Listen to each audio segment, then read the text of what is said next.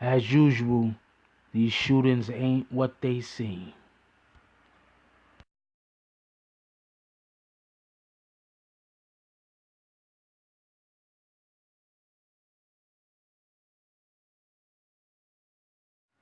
BBN Jack Frost.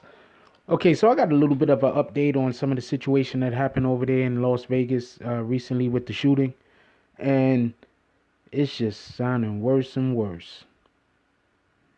I'm not even sure if that was the proper sentence, but it does sound like things is worse than I had thought that they were.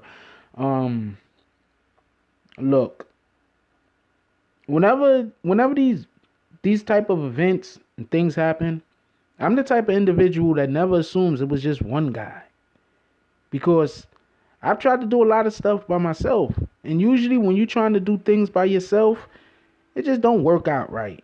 You just need help one way or the other to sometimes to get things done, even simple everyday chores sometimes.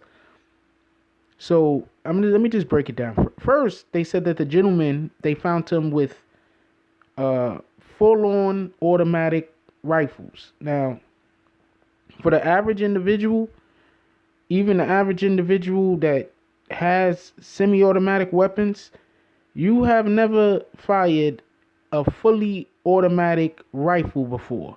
I haven't either. But from what I hear, it's very, very, very difficult to handle. Everybody that's fired guns, you know that certain guns have a kick. Now, imagine a gun with a really, really strong kick that is continuous. You wouldn't even be able to. I mean, he was shooting into a crowd, allegedly by himself. So therefore, it wouldn't make much of a deal because shooting into a crowd, you're gonna hit stuff. But he's also 60 something years old. So then you also have to take into consideration, was he even capable of handling the weapon? That's what I'm saying. But I digress. And then they found like 10 of these weapons. So what's up with that? I mean, you only need one. You only need one. I mean, yes, these particular weapons get so hot that the barrel can melt. Don't get me wrong. So let's say he needed two. Let's just be extra generous and say three. There's no reason why he would need 10 in the room with him. That's that's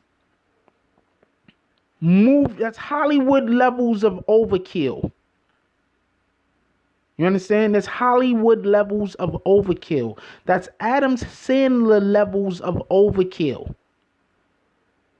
know how Adam Sandler will have a joke, and a joke could actually be funny by itself, but then he takes the joke so far, usually with some kind of weird voice, that now the joke ain't funny. He killed it because it was overkill. That's basically and this is not no way of trying to make joke or light about the situation. I'm just saying that there was no reason for one guy to have 10 fully automatic weapons. One man, 10 fully automatic weapons. There was no need for that. That's overkill. Now let's move away from that for a minute, because that's already weird by itself. Before the concert actually was going on, or during the beginning of the concert, there was actually people running through the concert, ran all the way to the front to tell everybody that they were gonna die. And what happened? Security just escorted them out of the building. Nobody asked them how. Nobody asked them why. Nobody tried to find out what was going on with them. They didn't even get arrested and then have to tell their story. They were just kicked out of the venue. Okay, so we have a gentleman with 10 fully automatic. You can't, okay. From what I hear, for you to be able to purchase a fully automatic gun, there has to be so many background checks. Then on top of that, you have to the wait is a year. You know how they have this thing where you go to buy a gun, you gotta wait like a couple of days or a week or something? No, you gotta wait a year. Then they're like 25 grand a piece. Okay, and he had 10. Okay, so some people tried to tell individuals what was going on. It was like, hey, everybody's gonna die, this and this and that. They just kicked them out. Don't try to find out what's going on with them. Don't even arrest them. They didn't and question them. Like, when do you not question people throwing death threats at others? I live in New York. You walk down the street and the police see you doing anything crazy, they walk up to you and question you. And you're trying to tell me that they're having a concert. Some people run to the front of the concert screaming out that everybody is going to die and no one even questions these individuals. Okay, let's go a little bit further. All right, let's just forget that happened. Because that could just have been coincidence, right? We always got some the end is nigh people like hanging around every concert. Let's just assume, right? After the shots rang out, two things happened. One, for whatever the reason is, the people that run the concert closed the exits and wouldn't let people leave. Huh? Now that sounds pretty fishy. Why would they do that? Oh yeah. And also, you know the lights, the floodlights? They shine the floodlights onto the crowd. So they prevented people from leaving, and then they shined the floodlights, the concert lights on the crowd after the artists left, by the way. After the people who were performing, after the performers left, they shined the lights onto the crowd and closed the exits. What's up with that? This is how they giving it up? It seems to me like everybody should definitely, absolutely, without a shadow of a doubt, understand and know that whoever was doing the shooting is responsible for the deaths. They're responsible for the deaths, but not 100% is my point. Let's say that you don't have the maniacs, the supposed quote unquote maniacs running around talking about everybody's going to die. They said it was two people, by the way, a man and a woman, and they were both like 5'5". So it wasn't the shooter. It wasn't like the shooter said, oh man, I'm going to go warn everybody before I go down there, before I go up there and shoot them. Why don't I go down here and warn everybody? No, it wasn't the shooter. It was two other people. They were both 5'5". The shooter's like 6 foot something. But like I always say, or when I get the opportunity, they seem to always get white people alive, right? When white people commit some kind of act like this, they get them alive. It's the black and brown people of this world that whenever you do something, you got to worry about dying. But this dude, supposedly off the self, he ain't make it. So, just for a real quick recap. For some strange reason, a 60-something-year-old dude that on his best day will probably have trouble handling a fully automatic rifle had about 10 of them. And there was absolutely no way he would be able to use them all, but he had them. Also, you had two people who, I guess some people might say they was maniacs, was running around talking about everybody, just saying, you're gonna die. Nobody took them seriously. Kicked them out. Didn't ask them any questions. Didn't try to find out what was going on with them. Didn't get them arrested because you know what? You're messing up our concert. Call the police. Let's send these fools to jail. That didn't happen either. They just kicked them out. From what I'm hearing. Then the actual concert goers, and not just the concert goers. I saw footage and I was busy thinking to myself, like, this is a concert. Why is the crowd so illuminated? Why is the crowd have the lights on the crowd? Like, you don't put the lights on the crowd in the concert. Anybody, y'all been to a concert before? The stage is illuminated, not the crowd. Why would the crowd be so illuminated? After the shots rang out. Why? But this is what they did. Then, in addition to creating a shooting fish in a barrel situation, they closed off the exits.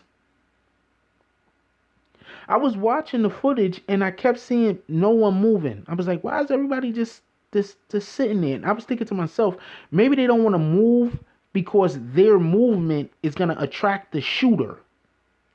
Right? That's what I was thinking, right? Now I'm thinking, maybe they wasn't moving because the exits were closed. And if they all ran to the exits, it's like, if they all ran to the exits, he'd be even kill more. Because now he could just shoot at the exits. It's crazy. Yo, question everything, yo. Question, they don't even want to call this an act of terrorism. Alright? They don't even want to call this an act of terrorism. I haven't seen one major news network call this an act of terrorism yet. Not one. Why not? Is it because they know that once they label something on the news, it becomes part of the lexicon of our vocabulary? And then now, other things that Caucasian people do in America will also be called terrorism by everyone? And they won't be able to, pretend to be better. Not that every Caucasian person is pretending to be better. Don't get this confused. I'm not hating on Caucasians. I'm not hating on white people. What I'm saying is that the media has a way of demonizing people of color. Demonizing us. But when it's a person who's Caucasian, it's a mental problem. They had some kind of breakdown. He was off his meds. He was tricked by some other organization like ISIS, who are people of color. Because, that's what they're saying, that ISIS is somehow taking responsibility for the situation. But I'm not going to get into that. Because that's something I personally want to stay far away from. So if anybody's looking at my channel, don't worry. I'm not even trying to get into the ISIS stuff. I don't care about that. Because that's not a battle I can win. I can't sit here and tell people about how every president seems to have a different name for the Muslim army or the Muslim extremists that we're going against. Anybody remember the Taliban? Then all of a sudden there wasn't no Taliban no more. Then it was I forgot what Clinton was calling them. And then after that, no, Bush called them the Taliban. Bush was the Taliban. Clinton was somebody else. And the Bush before that was somebody else. But every new president, there's a different name for the Muslim extremist terrorist group. I guess Trump's going to keep the name ISIS. That's working really well, That has people really terrorized and really scared. So why switch up, right? Anyway, that's all I got on this one, y'all. Let me know what y'all think about this. And does any of those situations, doesn't any of that stuff sound a little funny to y'all? It's a little shaky to me. Not even a little shaky to me. It's straight on rocking chair. Seriously. None of this makes any sense.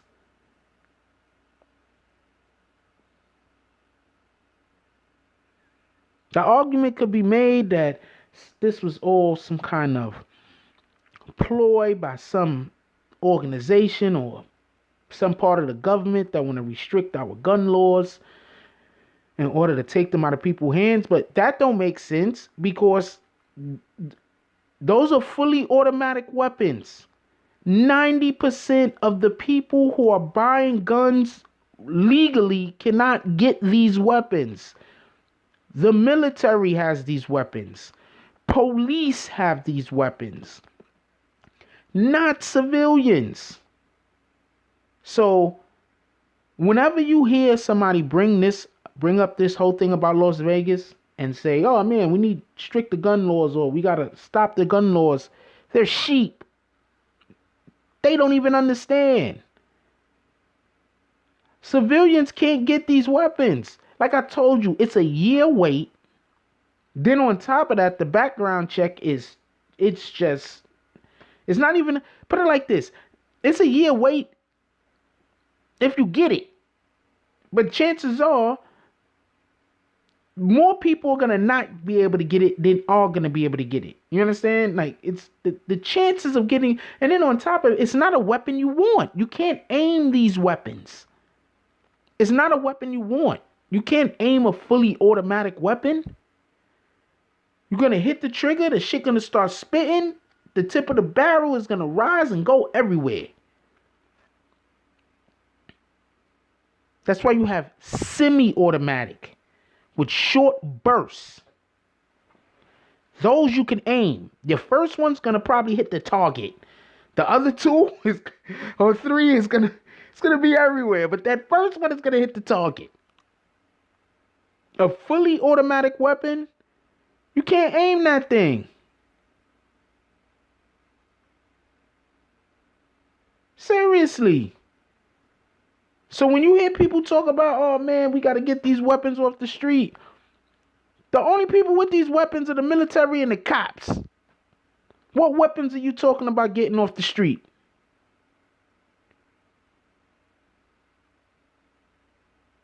Leave your comments down below. I want to know what y'all guys think about this. Like, comment, subscribe. Yo, look, this world is going to hell in a handbasket. It's not even going to hell in a handbasket right now. It's going to hell UPS. That's serious. That's how I was getting there, by UPS. Like, comment, subscribe, join the notification gang. Yo, I don't know. Yo, I love y'all, and I don't know how much I can say this, but we got to keep each other safe. Hug somebody today. You find one of your loved ones that you don't usually hug. So don't go home and like hug your kids. No, hug your kids. But, one of your other loved ones you don't usually hug. And a little bit distanter than the people you live with. Like one of your friends or a very close person at work. And let them know that you care about them. Try that. Not everybody try that. We got to look out for each other.